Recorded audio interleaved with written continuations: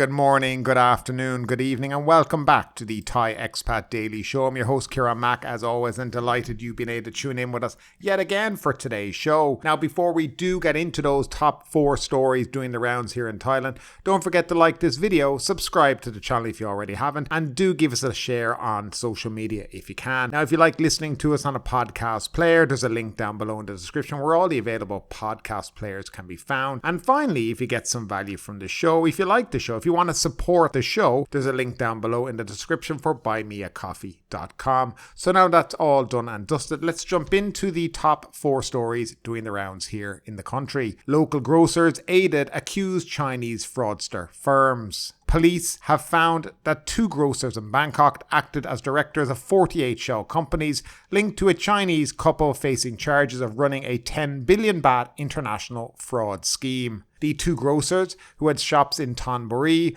were paid 4,000 baht a month for each company they represented, said Police Major General Amnat, Deputy Commissioner of the Cybercrime Investigation Bureau. The companies were legally registered with the Department of Business Development to engage in activities including tour guide services, brokerage, wholesale, holdings and property trade.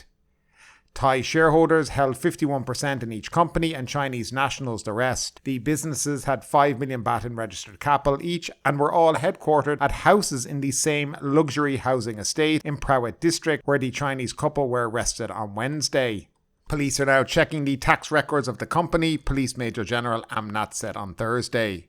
Xiaoyin Su, 31, and his girlfriend Ki Yi, 25, were arrested at their 67 million baht house in the Palazzo Shurikaran estate in Phuket on charges of public fraud and money laundering. Police say the couple lured people in many countries into fake investments in digital currencies and other assets with damages estimated at 10 million baht. Police suspect companies in their network had bought 19 luxury houses in the same estate in Phuket and leased them out to Chinese people.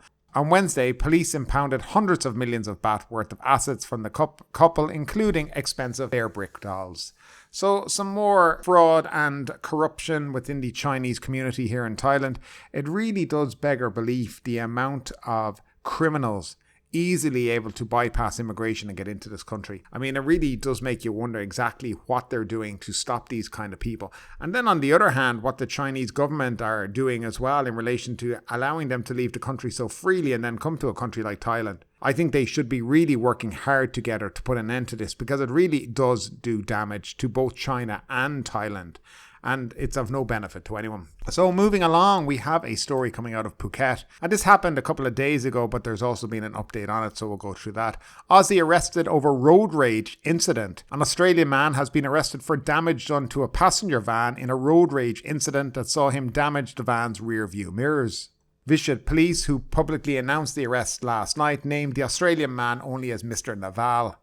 Phuket police reported that they had received a complaint about the incident at 10:18 a.m. Officers were informed that Mr. Naval from Australia and Mr. Haider from Dubai had attacked a passenger van registered in Songkhla province by destroying a minivan side mirror, the report said. The report did not clarify Mr. Haider's nationality, but did note that the damage was inflicted by hand.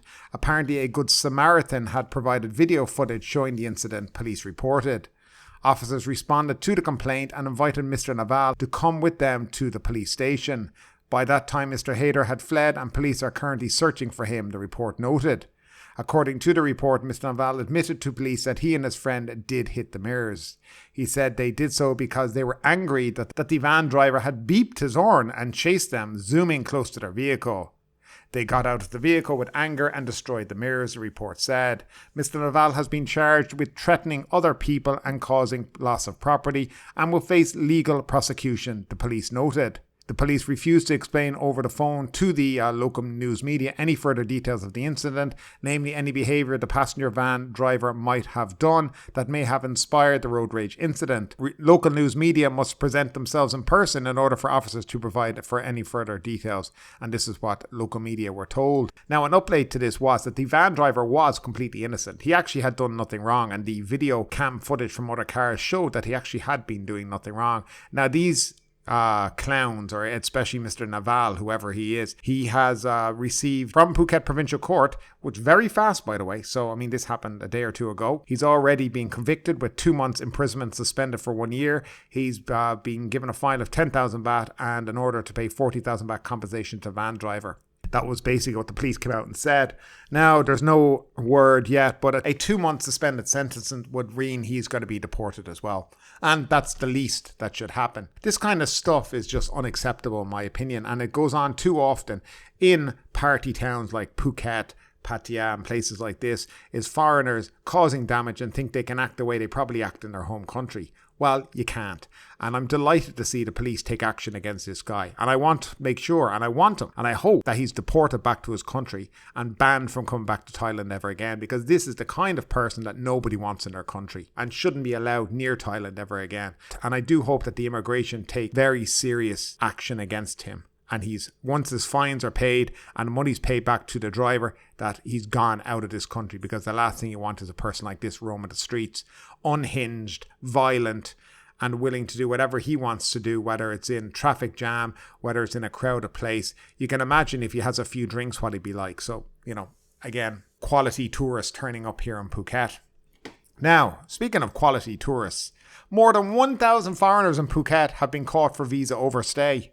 More than 1,000 foreigners have been apprehended for overstaying their visas due to the collaboration efforts of the Phuket Immigration Office and 800 accommodation providers on the resort island. And that was according to a report coming out of the news agency NNT. Phuket officials said the achievement comes as a result of crime-free measures implemented by businesses, enabling them to promptly inform the police about any suspicious activities involving foreign guests, the news agency reported. Phuket Immigration Chief Colonel Tanet Sukchai said the number of foreign guests registered at accommodations in Phuket over the past 2 months exceeded the number of foreign tourists who arrived in the same period by over 20%. The significant discrepancy prompted an investigation leading to the identification and capture of numerous visa overstayers, he said. The implementation of a new database played a crucial role in the success of this initiative, allowing the police to track down a missing foreigner recently, Colonel Tanet explained. From May 1 to 25, immigration police conducted raids on 1,550 targeted locations across Phuket, resulting in the arrest of 11 individuals who had overstayed their visas and an additional 4 people who had entered Thailand illegally. Now, according to the Immigration Bureau's Information Technology, a total of 1,050 foreigners were found to have overstayed their visas. Among them, 391 individuals were not staying at the reported accommodations, and 228 had already departed Thailand. A further 331 tourists had submitted requests to extend their visas, while 109 were reported to have passed away. One individual was identified as bedridden patient and another had obtained Thai citizenship. So quite interesting. It does seem like there's an awful lot of people who are overstaying here on the island of Phuket. For me, figuring out how many people have overstayed cannot be that hard for the immigration. They have a fairly looking sophisticated immigration computer system. So you know when the people entered, you know how long they got, the expiry date's there. So once it passes the expiry date and it hasn't been renewed, sure, that should be a warning to say that those people are still in the country and they've overstayed. I don't know why you need to have accommodation owners, snitching on them as well, because that's what basically is going on. So people coming to Thailand, though, and people staying here in Phuket and other parts do need to realize that Thailand is not a country where you want to be overstaying on your visa, because as I've said before, the consequences are very serious for you, especially if you're caught in country overstaying. Basically, what's going to happen to you, and there was somebody who commented down below in the comment section a few days ago, and he was explaining that he had gone to the airport and he was lucky that he got out that way and he wasn't blacklisted. But there are people who've got caught in country overstaying even for a couple of days and have ended up in immigration detention, have ended up in court, have to pay the fine that you'll be given by the judge. Then you're put back into immigration detention until you can arrange your own flight and pay for it to go back to your own home country. And if you can't, you'll languish there. That's the bottom line. So people are warned about what will and can happen. So I think more focus needs to be put on this. I don't think there's really any place in Thailand for people who do overstay. You're in breach of your immigration status. And yes, you should be deported if you're caught. Thailand is one of those countries where it's very easy to sort yourself out in terms of getting an extension of your visa, or, you can do border runs, border hops. There's lots of agents who can help out. So for me, anybody who's caught overstaying is just being lazy. They are not taking care of their own business, and at the end of the day probably deserve to get caught and deported. And finally, the Move Forward Party leader and the Thai Chamber of Commerce discuss minimum wage raise. Prime Ministerial candidate from Move Forward Party, Pita Limjaroenrat, continues the discussion with the private sector about his party's proposed daily minimum wage increase to 450 baht. His discussion on Wednesday with the Thai Chamber of Commerce yielded no concrete outcome despite both sides' mutual sentiment on the need to increase minimum wage. The TCC chairman, Senen Angkukpul, revealed after the meeting that both sides share a common sentiment on the need to raise wages, but their views remain different on the appropriate rate and duration. Both sides agreed to set up a committee to follow up on the issues discussed today, which included the issue of energy prices, assistance measures for the agricultural sector, and lifelines for small and medium-sized enterprises. Mr. Sanan said he is content with the clear economic measures proposed while expressing his wish for the forming of a new government coalition as quickly as possible. He said that the new government should be able to take office by September in time for the passing of the new government budget. Any delays to the process would result in restricted disbursement affecting the country's economic boosting measures. Move Forward Party has campaigned for a minimum wage raise to 450 baht per day to be implemented within the first 100 days of the MFP-led administration. Mr. Pita said more talks will be held with the TCC to discuss the final rate and the appropriate timeframe for implementation. On concerns that a higher minimum wage would drive up the prices of goods, Mr. Pita said that might not always be the case, but he was certain that a wage increase would improve people's livelihoods. Addressing the latest minimum wage adjustment to 350 baht per day, Mr. Pita said it was only a 5% increase compared to the 8% inflation rate. He added that workforce productivity will also need to be promoted. The forming of a new administration currently awaits formal endorsement of MPs by the Election Commission, which shall be followed by parliamentary sessions to select a House Speaker and a Prime Ministerial candidate, as well as the cabinet appointments. Many sides have called for a new government to be formed as soon as possible in order to drive forward government budgeting and economic measures. So this is, again, I didn't want to harp on too much about the recent elections and the government policy, but I do feel that this is something worth talking about.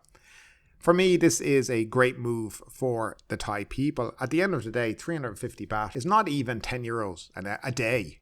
Now, in countries around Europe, you're getting 10 euros an hour. So this is what people are getting per day.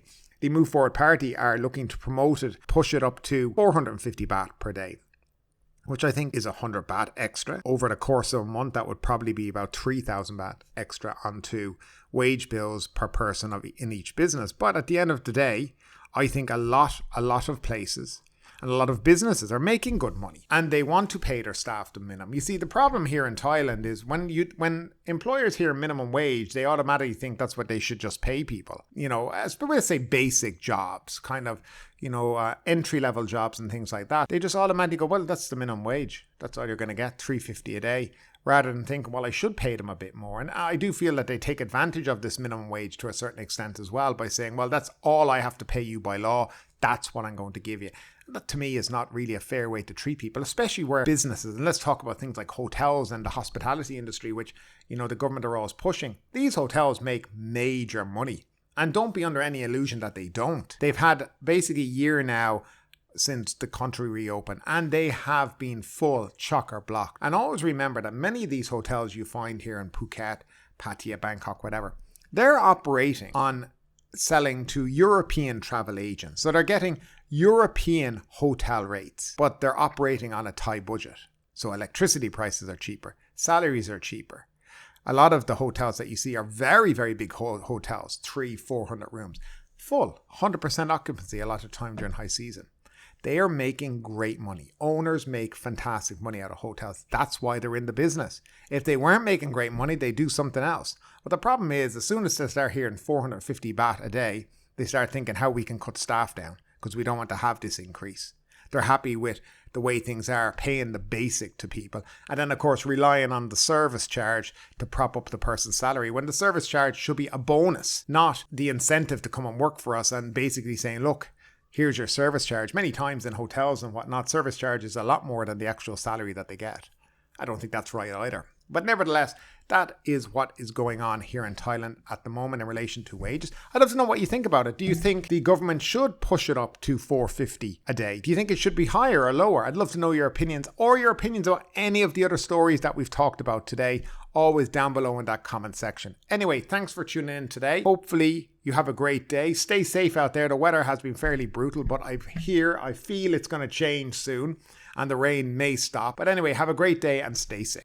But ultimately, with this story or anything else that stood out to you today, I'd love to know your thoughts in the comments down below. Because yes, this is a news show, but it's also a conversation. Now keep that conversation going. Make sure you like this video, subscribe to the channel, share the video, and do all the good stuff that does help that YouTube algorithm. But ultimately, my name is Kieran Mack. You've been listening to the Thai Expat Daily Show, and we will see you next time.